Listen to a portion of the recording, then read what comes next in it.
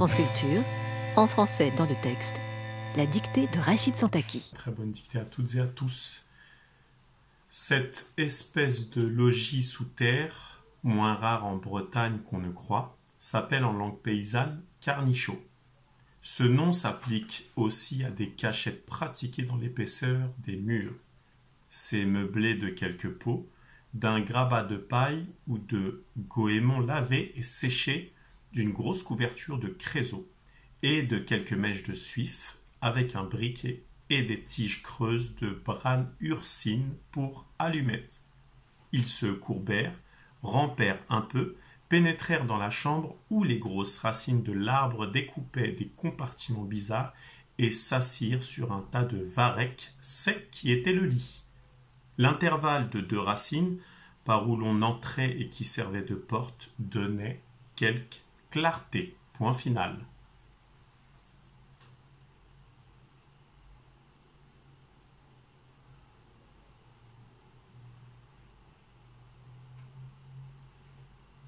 Très bonne dictée à Monsieur Jean-Marie Rouard. Cette espèce de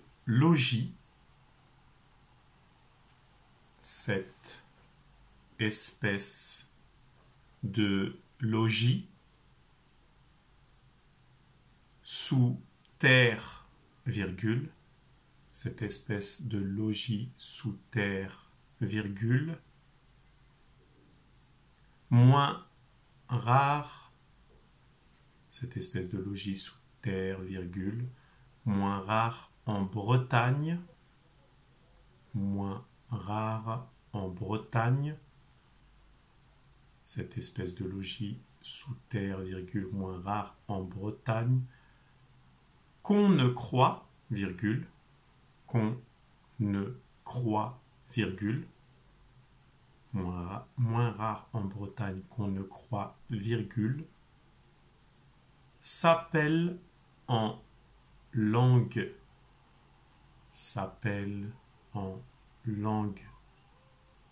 paysanne, je répète pour les plus jeunes, cette espèce de logis sous terre, virgule, moins rare en Bretagne qu'on ne croit, virgule, s'appelle en langue paysanne carnichot.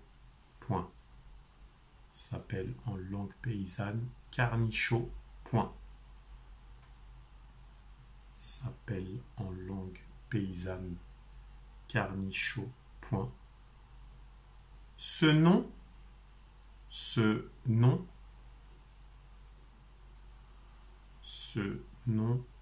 s'applique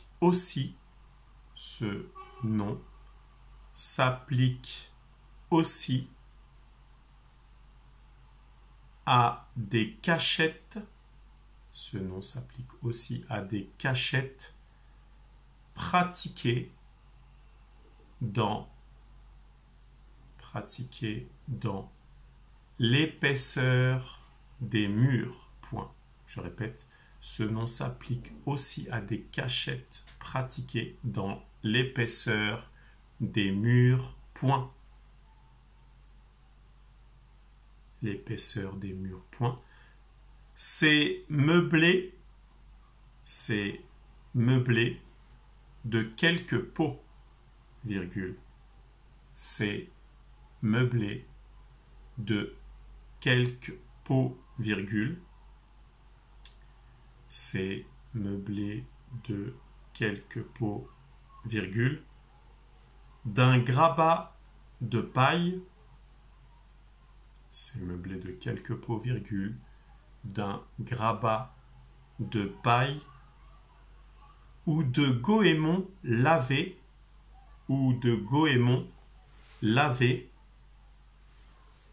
c'est meublé de quelques pots, virgule. D'un grabat de paille ou de goémon lavé et séché, virgule. Ou de goémon lavé et séché, virgule.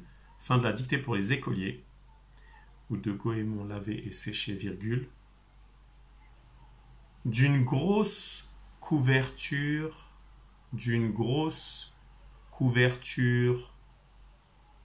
de créseau, virgule.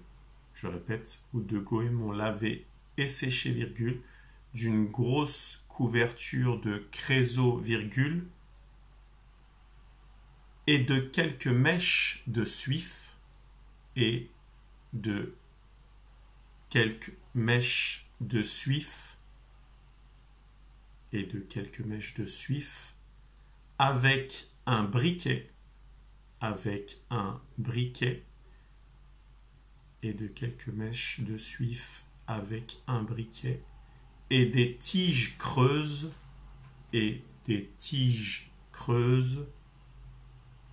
de brane ursine. Je répète, mèches de suif avec un briquet et des tiges creuses de brane ursine pour allumettes. Point. Et des tiges creuses de brane ursine pour allumettes. Point. Ils se courbèrent, virgule, ils se courbèrent, virgule, ils se courbèrent, virgule, rampèrent un peu, virgule, ils se courbèrent, virgule, rampèrent un peu, virgule, ils se courbèrent, virgule, rampèrent un peu, virgule, pénétrèrent dans la chambre, ils se courbèrent, virgule, rampèrent un peu, virgule, pénétrèrent dans la chambre, où les grosses racines,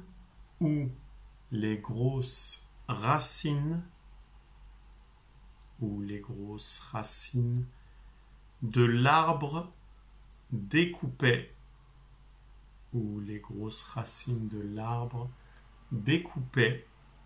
des compartiments bizarres, virgule. Les grosses racines de l'arbre découpaient des compartiments bizarres, virgule, et s'assirent sur un tas de varechs,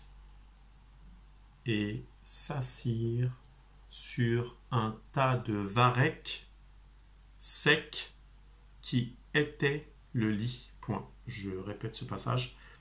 De l'arbre découpait des compartiments bizarres, virgule, et s'assirent sur un tas de varechs secs qui étaient le lit. Point. Sur un tas de varechs secs qui étaient le lit. Point. L'intervalle de deux racines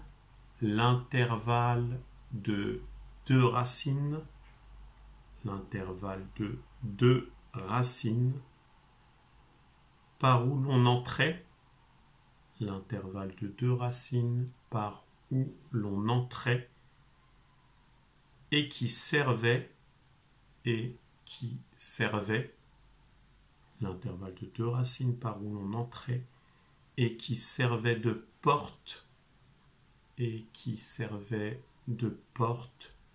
donnait quelque clarté. Point final. Je répète cette dernière phrase.